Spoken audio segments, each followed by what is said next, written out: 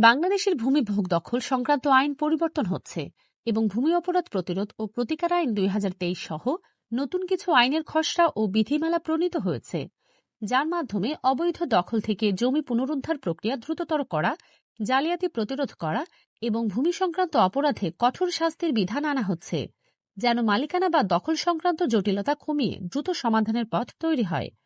মূল পরিবর্তনগুলো: দ্রুত দখল পুনরুদ্ধার। নতুন আইন অনুযায়ী জমি বেদখল হলে মালিকেরা সরাসরি নির্বাহী ম্যাজিস্ট্রেট বরাবর আবেদন করতে পারবেন এবং তদন্ত সাপেক্ষে ৭ থেকে ৮ দিনের মধ্যে অথবা ৩ মাসের মধ্যে দখল ফেরত পাওয়ার ব্যবস্থা করা হবে, যা আগে দীর্ঘ দেওয়ানি মামলার মাধ্যমে হতো। কঠোর শাস্তির বিধান: অবৈধভাবে জমি দখল বা স্থাপনা নির্মাণ করলে কারাদণ্ড বা বড় অঙ্কের জরিমানার প্রস্তাব করা হয়েছে, বিশেষত হাটবাজারের সরকারি খাস জমি দখলের ক্ষেত্রে। ভূমি অপরাধ প্রতিরোধ: ভূমি অপরাধ প্রতিরোধ ও প্রতিকার আইন ২০২৩-এর মাধ্যমে ভূমি সংক্রান্ত ২৪ ধরনের অপরাধ চিহ্নিত করে তার প্রতিকারের ব্যবস্থা নেওয়া হচ্ছে, যাতে ভূমি জালিয়াতি কমে আসে। প্রক্রিয়া সহজীকরণ: ডিসি অফিস ও পুলিশের মাধ্যমে দ্রুত ব্যবস্থা গ্রহণ এবং ভূমি মালিকানা ও ব্যবহার আইন ২০২৩-এর মতো প্রস্তাবনা ভূমি ব্যবস্থাপনায় স্বচ্ছতা ও সহজীকরণ আনবে।